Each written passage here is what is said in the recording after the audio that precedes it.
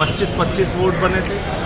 हमने प्रमाण दिया था, हमने दिल्ली के अंदर प्रमाण दिया था। केंद्रीय मंत्री के घर में 33 वोट बने थे, 25 वोट बने थे, 22 वोट बने थे, 26 वोट बने थे। पूरा आंकड़ा दिया था। दिल्ली का चुनाव घोटाला करके, फ्रॉड करके जीता गया। 42,000 वोट तो अकेले केजरीवाल जी की कॉन्स्टिट्यूंसी में कटवा दिया गया। तो उस समय ये सारी बातें जो आज राहुल गांधी जी और कांग्रेस पार्टी कह रही है, ये सारी बातें हमने उजागर किया था। तब न राहुल गांधी जी बोले, न कांग्रेस पार्टी बोली, उस समय नहीं बोले। और आज जो ये सामने पूरा मामला है, इससे ये बात बिल्कुल स्पष्ट हो गई है कि दिल्ली का चुनाव पूरी तरीके से फ्रॉड था, देश का चुनाव पूरी तरीके से फ्रॉड था।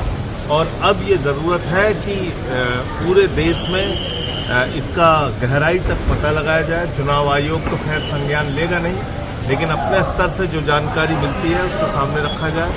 और अब तो चुनाव लड़ने का कोई मतलब नहीं है। हम लोग रैली, सभा, मीटिंग, संगठन बनाने का काम करते रहते हैं। मोदी जी अपना दूसरे काम में लगे हुए हैं। अब चुनाव का कोई मतलब नहीं है। 30 सीटों को लेकर यहाँ तक कि जो प्रधानमंत्री जी हैं, मैं कह रहा हूँ देश का चुनाव अवैध घोषित होना चाहिए। देश का चुनाव अवैध घोषित होना चाहिए। दिल्ली का चुनाव अवैध घोषित होना चाहिए। जिन जिन राज्यों में गड़बड़ी हुई है वहां पे अवैध घोषित होना चाहिए।